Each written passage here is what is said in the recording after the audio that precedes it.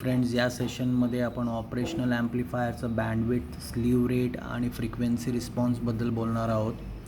आपल्याला माहीत आहे की प्रत्येक इलेक्ट्रॉनिक डिव्हायसेस जे आहेत ते एक लिमिटेड रेंज ऑफ फ्रिक्वेन्सीज जे आहेत त्याच्यावर ते कार्य करत आहेत. ह्या लिमिटेड रेंज ऑफ फ्रिक्वेन्सीजलाच आपण जो आहे रेंज ऑफ फ्रिक्वेन्सी जो आहे त्याला आपण बँडविड्थ असं म्हणतो. आणि ह्या बँडविड्थमध्येच तो व्यवस्थित कार्य करणार आहे. आणि बँडविड्थची ज्या फ्रिक्वेन्सीच्या म्हणजे ज्याला आपण म्हणतो अपर बँडविड्थ म्हणजे upper cut off frequency minus lower cut off frequency, म्हणजे अप्पर आणि लोअर कट ऑफ फ्रिक्वेन्सीच्या मधील जी फ्रिक्वेन्सी आहे त्या फ्रिक्वेन्सीजला ॲम्प्लिफिकेशन जो आहे तो व्यवस्थित केला जाणार आहे. त्याच्यामुळे आपण त्या फ्रिक्वेन्सीजना या बँडविड्थला युजेबल फ्रिक्वेन्सी असं म्हणतो. आणि हे जे आहे बँडविड्थ जो आहे तो क्लोज लूप गेनवर डिपेंडेंट असतो ॲम्प्लिफायरमध्ये, म्हणजे ऑपॅम्पमध्ये हा जो आहे बँडविड्थ हा क्लोज लूप गेनवर डिपेंडेंट आहे. आणि गेन बँडविड्थ प्रॉडक्ट जो आहे हा एक खूप इम्पॉर्टंट पॅरामीटर आहे. जसं की इथे फॉर्म्युला दाखवला आहे बघा, हा गेन बँडविड्थ प्रॉडक्ट, त्याला आपण जो आहे असं पण म्हणतो की ज्या फ्रिक्वेन्सीला क्लोज लूप गेन हा युनिटी आहे म्हणून एफ युनिटीसुद्धा म्हटलेलं आहे बघा. म्हणजे गेन आणि बँडविड्थचा प्रॉडक्ट म्हणजे गुणाकार जो आहे त्याला आपण असं म्हणतो की ज्या फ्रिक्वेन्सीला क्लोज लूप गेन जो आहे तो युनिटी आहे असं पण त्याला एफ युनिटी पण म्हटलं जातं किंवा गेन बँडविड्थ प्रॉडक्टसुद्धा म्हटलं जातं. हे गेन बँडविड्थ प्रॉडक्ट म्हणजे हे क्लोज लूप गेन आणि जो बँडविड्थचा गुणाकार. आता इथे F2 म्हटलेलं आहे आपण, फक्त लक्षात घ्या हा बँडविड्थ आहे. F2 का म्हटलं आहे कारण आपल्याला माहीत आहे बँडविड्थ म्हणजे काय, upper cut off frequency minus lower cut off frequency. आता लोअर कट ऑफ फ्रिक्वेन्सी जो आहे तो 0 आहे कारण हा जो म्हणजे ऑपॅम्प जो आहे हा एक DC ॲम्प्लिफायर म्हणून सुद्धा कार्य करतो. म्हणजे DC म्हणजे झिरो फ्रिक्वेन्सीसुद्धा तो ॲम्प्लिफिकेशन करतो. म्हणून याचा बँडविड्थ जो असणार आहे तो upper cut off frequency F2 minus lower cut off frequency 0 म्हणजे बँडविड्थ मिळणार आहे मला F2. आणि हा जो आहे गेन जो आहे हा क्लोज लूप गेन आहे, म्हणजे क्लोज लूप गेन गुणिले बँडविड्थ. F2 हा जो आहे तो बँडविड्थ आहे, म्हणजे आपण गेन बँडविड्थ प्रॉडक्ट असं म्हणतो. म्हणजे क्लोज लूप गेन आणि बँडविड्थचा जो प्रॉडक्ट आहे गुणाकार जो आहे त्याला आपण गेन बँडविड्थ प्रॉडक्टसुद्धा म्हणतो आपण त्याला. आणि त्याला युनिटी जो ज्या फ्रिक्वेन्सीला क्लोज लूप गेन युनिटी आहे असं सुद्धा आपण त्याला म्हणतो की एफ युनिटी. ओके. आता हा जो पॅरामीटर का इम्पॉर्टंट आहे कारण आपल्याला बघा एक पर्टिक्युलर जो आहे फ्रिक्वेन्सी जर दिलेला असेल, जसं की बँडविड्थ दिलेला असेल तर आपल्याला त्याचा क्लोज लूप जो आहे मॅक्झिमम क्लोज लूप गेन किती असेल हे आपण फाइंड आउट करता येतं. त्याचप्रमाणे जर क्लोज लूप गेनची व्हॅल्यू दिलेली असेल तर आपण F2ची व्हॅल्यू काढता येते. म्हणून हा जो आहे गेन बँडविड्थ प्रॉडक्ट जो आहे हा पॅरामीटर खूप महत्त्वाचा आहे. आता आपण एक उदाहरण घेऊ. इथे उदाहरणाद्वारे आपल्याला व्यवस्थित कळणार आहे की आता इथे बघा त्याने गेन बँडविड्थ प्रॉडक्ट जो आहे त्यांनी 15 मेगाहर्ट्झ दिलेले आहे. ओके. आणि आपल्याला काय करायचं आहे, बँडविड्थ काढायचं आहे. बँडविड्थ म्हणजे F2 लक्षात घ्या कारण आपल्याला माहिती आहे बँडविड्थ म्हणजे upper cut off frequency minus lower cut off frequency. Upper cut off frequency F2 आहे, लोअर कट ऑफ फ्रिक्वेन्सी आपण म्हटलं 0 आहे कारण ऑपॅम्प हा जो आहे DC ॲम्प्लिफायर म्हणून पण कार्य करतो आणि DCची फ्रिक्वेन्सी 0 असते. म्हणजे F2 मायनस 0 म्हणजे F2 म्हणजे हा बँडविड्थ आहे, लक्षात घ्या. आणि बँडविड्थचा जो फॉर्म्युला आहे जसं आपण म्हटलं गेन बँडविड्थ प्रॉडक्ट म्हणजे काय, हा जो क्लोज लूप गेन आणि हा बँडविड्थचा गुणाकार आहे. पण आता इथे बँडविड्थ बरोबर काय असणार आहे तर जे गेन बँडविड्थ प्रॉडक्ट ज्याला एफ युनिटी म्हणतात भागिले ACL. आता इथे जो आहे गेन बँडविड्थ प्रॉडक्ट जो आहे 15 मेगाहर्ट्झ आहे आणि इथे जो ACL आहे क्लोज लूप गेन त्यांनी सांगितले की 500 आहे. म्हणजे आपल्याला फ्रिक्वेन्सी किती मिळणार आहे 30 किलोहर्ट्झ. म्हणजे जो 30 किलोहर्ट्झ म्हणजे 0 ते 30 किलोहर्ट्झ म्हणजे टोटल 30 किलोहर्ट्झ ही फ्रिक्वेन्सी जी असणार आहे या म्हणजे ऑपॅम्पची बँडविड्थ असणार आहे, लक्षात घ्या. म्हणजे याचा अर्थ ऑपॅम्प जो आहे तो DC म्हणजे 0 हर्ट्झपासून 30 किलो हर्ट्झ ह्या फ्रिक्वेन्सीमध्ये तो व्यवस्थित कार्य करणार आहे. आता दुसरा जो आहे त्यांनी सांगितलेलं आहे की जर आपल्याला मॅक्झिमम व्हॅल्यू काढायला सांगितलं आहे ACLची, जर फ्रिक्वेन्सी 200 किलो हर्ट्झ असेल तर, म्हणजे बँडविड्थ जर 200 किलो हर्ट्झ असेल तर ACL जो आहे म्हणजे क्लोज लूप गेन काय असणार आहे. तर आपण इथे काढतो आहे बघा, हा जो ACLची व्हॅल्यू बरोबर म्हणजे F युनिटी म्हणजे गेन बँडविड्थ प्रॉडक्ट भागिले बँडविड्थ. आता आपल्याला हा F युनिटी त्यांनी दिलेला आहे गेन बँडविड्थ प्रॉडक्ट जो आहे तो 15 मेगाहर्ट्झ आहे आणि हा जो 200 किलो हर्ट्झ जो आहे हा इथे आपल्याला बँडविड्थ दिलेला आहे. म्हणजे आपल्याला काय मिळणार आहे इथे 75 ते म्हणजे 75 हे नंबर्समध्ये आपल्याला मिळालं आणि त्याचं DBजमध्ये रूपांतर केलं तर 37.5 DBज एवढं उत्तर मिळणार आहे आपल्याला. म्हणजे याचा अर्थ ह्या आपण जे काही एक्झाम्पलद्वारा आपण काय केलेलं आहे की आपण जो आहे बँडविड्थ काढलेला आहे एका ऑपॅम्पचा, ज्या वेळेला गेन बँडविड्थ प्रॉडक्ट आणि क्लोज लूप गेन दिलेलं असेल तर. आम्ही दुसरी गोष्ट म्हणजे आपण क्लोज लूप गेन काढलेला आहे ज्या वेळेला आपल्याला गेन बँडविड्थ प्रॉडक्ट आणि बँडविड्थ दिलेलं असेल तर आपण त्याचं हे काढू शकतो. त्याचप्रमाणे आता बघूया आपण सेकंड एक्झाम्पल जो आहे, ह्या एक्झाम्पलमध्ये आपल्याला गेन बँडविड्थ प्रॉडक्ट जो आहे 1.5 मेगाहर्ट्झ दिलेलं आहे आणि आपल्याला वेगवेगळे क्लोज लूप गेन दिलेले आहेत. म्हणजे जर क्लोज लूप गेन जो आहे तर जर वेरी झाला, जर 1 असेल तर काय होणार, 10 असेल तर काय होणार, 100 असेल तर काय होणार आहे. म्हणजे जर गेन वाढला तर त्याचा इफेक्ट जो आहे तो बँडविड्थवर काय होणार आहे आपल्याला बघायचं आहे. कारण आपल्याला माहीत आहे की ज्या वेळेला गेन वाढतो तो बँडविड्थ जो आहे तो कमी होतो, म्हणून आपण नेगेटिव्ह फीडबॅकचा वापर करतो. जिथे गेन कमी होणार आहे पण बँडविड्थ हा वाढणार आहे तो त्याचा ॲडव्हान्टेज आहे नेगेटिव्ह फीडबॅकचा. आणि तिथे आपण ते बघणार आहोत की ज्या वेळेला गेन वाढवला जातो तर बँडविड्थवर त्याचा काय इफेक्ट होणार आहे. आपल्याला माहीत आहे बँडविड्थ म्हणजे तो F2 आपण म्हणतो आहे त्याला. F2 बरोबर हा गेन बँडविड्थ प्रॉडक्ट भागिले क्लोज लूप गेन. त्यानुसार आपण इथे जर बघितलं इथे बघा, पहिलं गेन बँडविड्थ प्रॉडक्ट भागिले 1 म्हटलं आपण, कारण गेन काय होता 1 आपण कन्सिडर केलेलं. तर आपल्याला किती मिळाला बघा, बँडविड्थ जो आहे 1.5 मेगाहर्ट्झ मिळाला. त्यानंतर आपण इथे गेन वाढवला तर बँडविड्थ काय झाला, कमी झाला. गेन पुन्हा वाढवला गेला तर बँडविड्थ काय झाला, पुन्हा कमी झाला. म्हणजे ह्याचा अर्थ असा की याच्यावरून आपण कन्क्लूजन काय काढू शकतो की जर गेन वाढला म्हणजे क्लोज लूप गेन ज्या वेळेला ऑपॅम्पचा वाढतो त्यावेळेला बँडविड्थ हा कमी कमी होत जातो. म्हणजे युजेबल फ्रिक्वेन्सी जी आहे त्याला बँडविड्थ आपण म्हणतो, ती बँडविड्थ जी आहे नॅरो होत चाललेली आहे. आणि जेवढा गेन कमी असेल तेवढं बँडविड्थ हे वाढणार आहे. म्हणून आपण काय करतो आहे की नेगेटिव्ह फीडबॅकचा वापर करतो आहे. सेकंड जो पॅरामीटर आहे त्याला स्लीव रेट असं म्हणतो. स्लीव रेट कशाला म्हणतात की आउटपुट व्होल्टेज जो आहे तो किती फास्ट चेंज होतो आहे आणि हा वोल्ट्स पर मायक्रोसेकंड्समध्ये एक्सप्रेस केलेला आहे, लक्षात घ्या. म्हणजे आता उदाहरणार्थ जर आपण म्हटलं की स्लीव रेट जो आहे 0.5 वोल्ट पर मायक्रोसेकंड्स आहे, म्हणजे प्रत्येक मायक्रोसेकंड्सला आउटपुट व्होल्टेजमध्ये होणारा जो बदल असणार आहे तो 0.5 वोल्ट असणार आहे. आता हा स्लीव रेट जो आहे हा डिटरमाइन करतो, हा ठरवतो की मॅक्झिमम ऑपरेटिंग फ्रिक्वेन्सी काय असणार आहे ऑपॅम्पची. म्हणजे तो ऑपॅम्प जो आहे किती फास्ट त्याचा आउटपुटमध्ये बदल होणार आहे. आता किंवा आपण त्याची फ्रिक्वेन्सी किती मॅक्झिमम फ्रिक्वेन्सीला आपण त्या ऑपॅम्पला वापरू शकतो.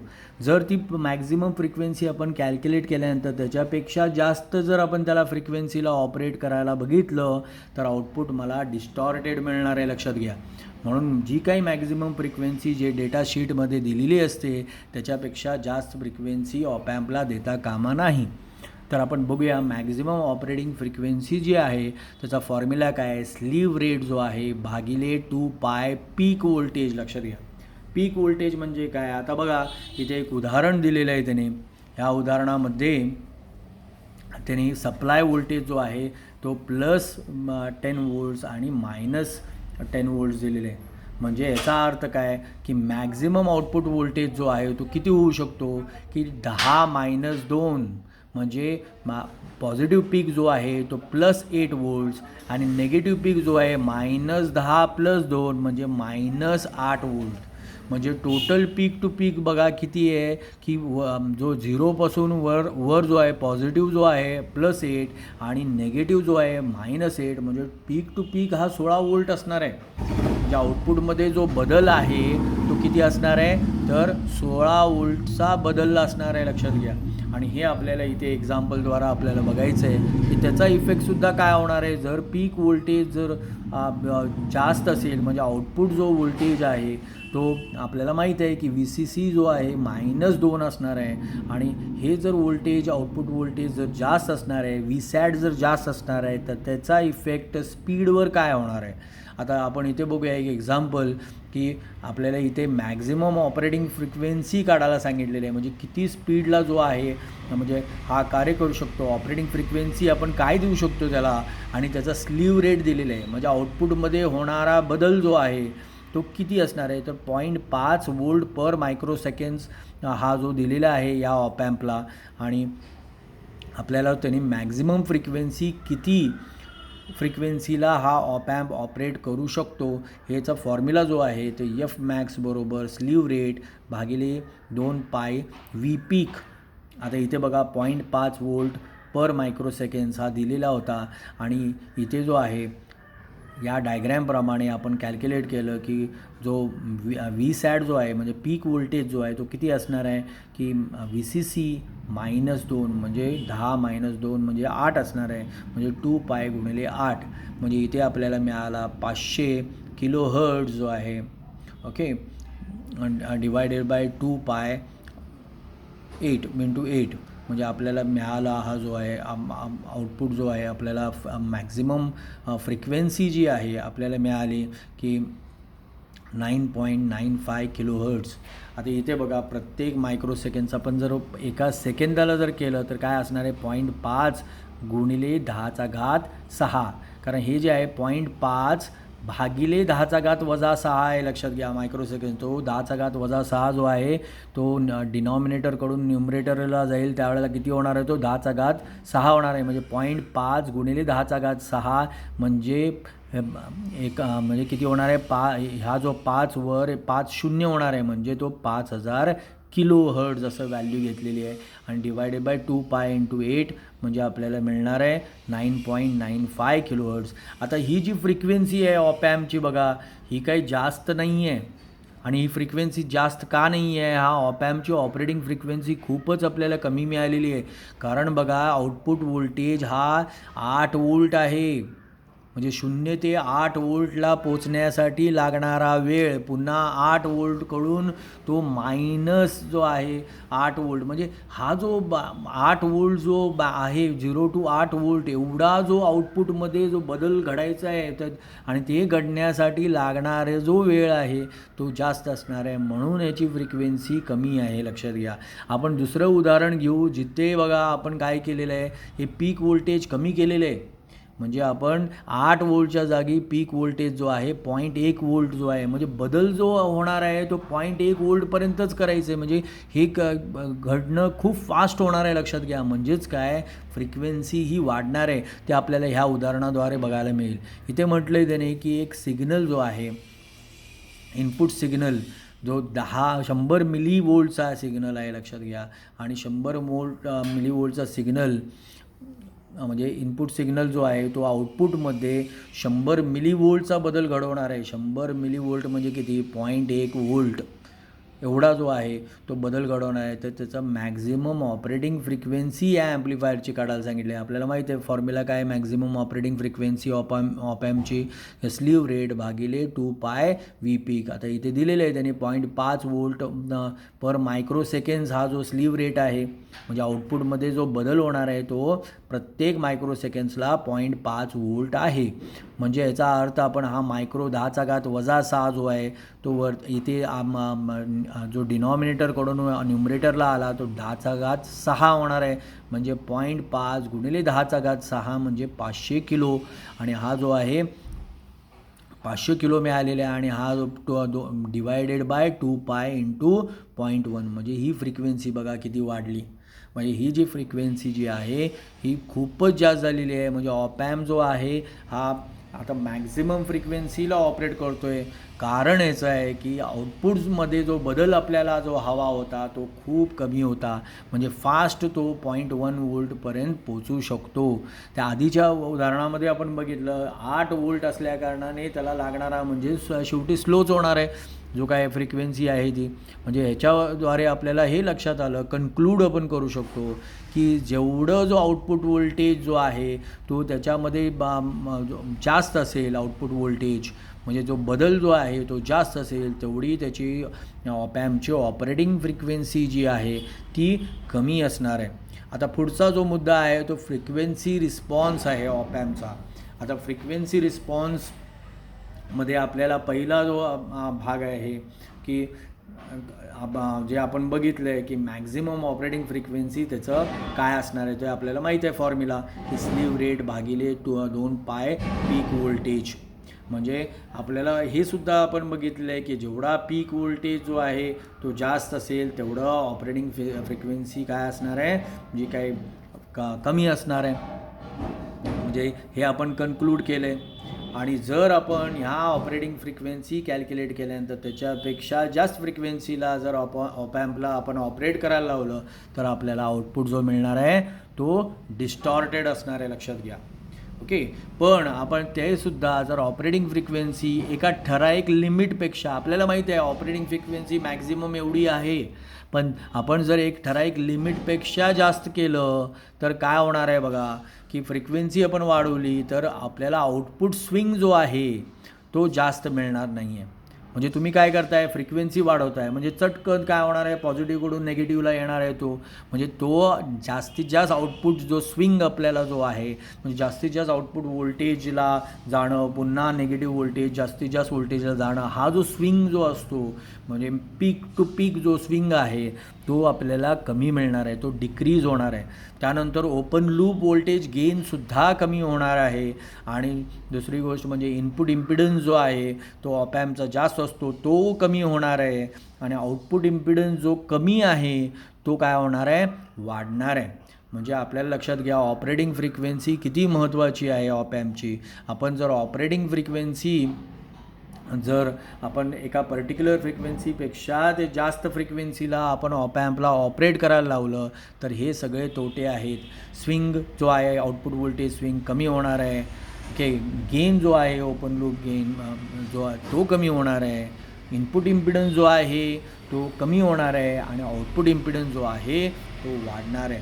ओके, म्हणजे हे किती सिग्निफिकंट आहे लक्षात घ्या. ऑपरेटिंग फ्रिक्वेन्सी ऑपॅम्पची किती महत्त्वाची आहे. आणि आपल्याला डेटाशीटमध्ये जी ऑपरेटिंग फ्रिक्वेन्सी सांगितलेली आहे त्या ऑपरेटिंग फ्रिक्वेन्सीपेक्षा जास्त वापरायचंच नाही आहे. आणि पर्टिक्युलर फ्रिक्वेन्सीपेक्षा जास्त वापरलं तर आपल्याला त्याचे डिसॲडव्हान्टेजेस बघायला मिळणार आहे जे आपण या सेशनमध्ये बोललेलो आहे. थँक्यू.